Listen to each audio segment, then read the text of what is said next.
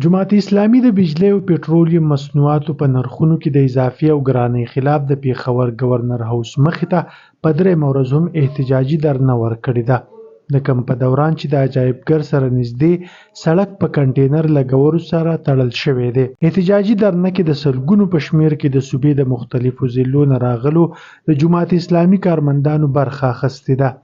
احتجاجي درنې له د راغلو کارمندانو وینا وه چې د دې درنې مقصد په ملک کې د روانې ګرانۍ، بېروزګارۍ او کرپشن مخه نیول دي او دا وخت صرف جماعت اسلامي په ملک کې د ګرانۍ خلاف غږ پورته کوي. دا هر غریب دپاره کوم چې په پاکستان کې اوسېږي او دا هغه خور او مور د په دې دپاره دی کوم چې غریبانان چغې وایي چې روټۍ لاریان دي، چیو لاریان دي، ګیس لاریان دي، سکول او کالج او هر څه لاریان دي. نو په دغه سلسله کې سراج الحق صاحب دغه درنې اعلان وکړو او الحمدلله د لقونو په سلسله کې الحمدلله عوام روان دي او عوام ته پته ده چې اخري حل جماعت اسلامي دی، ځکه چې دا ټول ډاکوان یې وکتل د پي ډي ایم په صورت کې هغه ذلیلان، هغه کفریان چا چې بالکل کفر انتها وکړه، دا غلام علي صاحب زموږ هېڅ باندې نو مولانا صاحب په تو باندې راغو مسلط شو. نن ډالر زغکۍ، ګیس ګرانۍ، بجلي ګرانۍ، چیني ګرانۍ، اوړه ګرانۍ، پخلا پسمک نن باندې پاکستان یې تباه کړو، ټول دنیا ته پاتې راوستو، قریب افغانستان دی، شپېته کاله جنګ وشو، ما نن کوشش روان دی.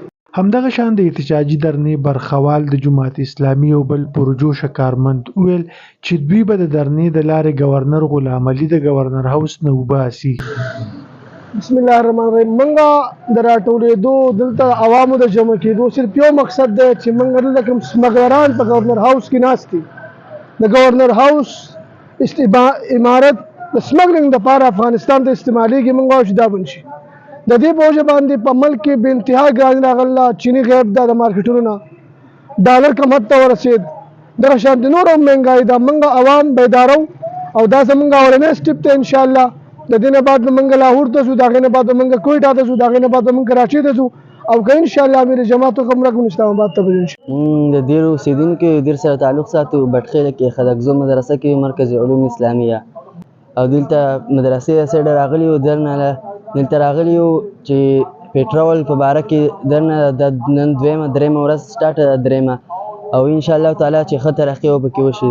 احتجاجي درنې ته په وینا کې د جماعت اسلامي مقامي مشرانو په خپله وینا کې ویل چې دوی د ولس لپاره امن، ډوډۍ، کپړه او د استوګنې ځای غواړي.